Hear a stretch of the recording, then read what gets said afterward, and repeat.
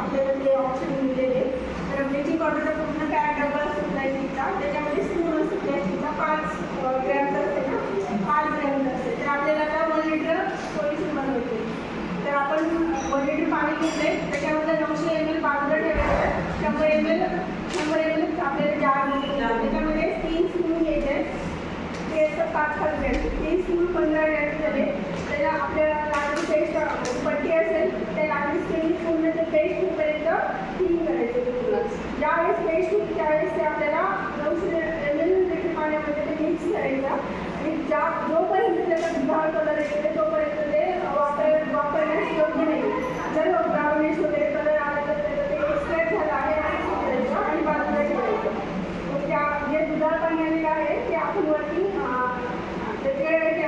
वापरण्यासाठी त्या ट्रेमध्ये घ्यायचं आणि आपण जेवढे इन्स्ट्रुमेंट वापरले तेवढे त्याच्यामध्ये 10 मिनिटं ते युटिलिटी ग्लोव्ज इन्स्ट्रुमेंटमध्ये युटिलिटी ग्लोव्जच वेट करणार ना. नाही पण अगोदर आपला ट्रे प्रिपेअर पाहिजे.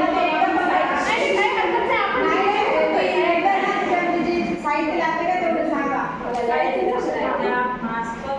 आप मेजरिंग जार, फर्स्ट मेजरिंग जार आहे, डबल आहे, त्याच्यामध्ये स्पून राहील, युटिलिटी ग्लोव्ज राहील आणि स्केल राहील आणि मास्क राहील आपल्या प्रोटेक्शनसाठी आणि एप्रॉन राहील.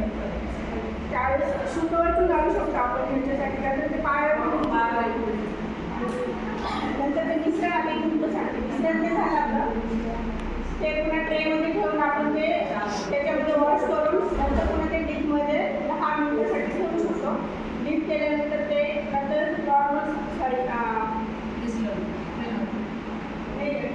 पहिलं क्लोरीन पावडर, नंतर क्लीन वॉटर, नंतर डिटर्जंट वॉटर आणि नंतर क्लीन वॉटर.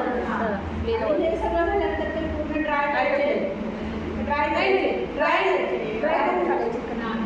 डिटर्जंट वॉटरमध्ये ब्रशने घासायचे ते थोडेसे आणि नंतर नॉर्मल सलाईनमध्ये आपले जे तेल असते त्याच्यामध्ये टाकायचे आणि नंतर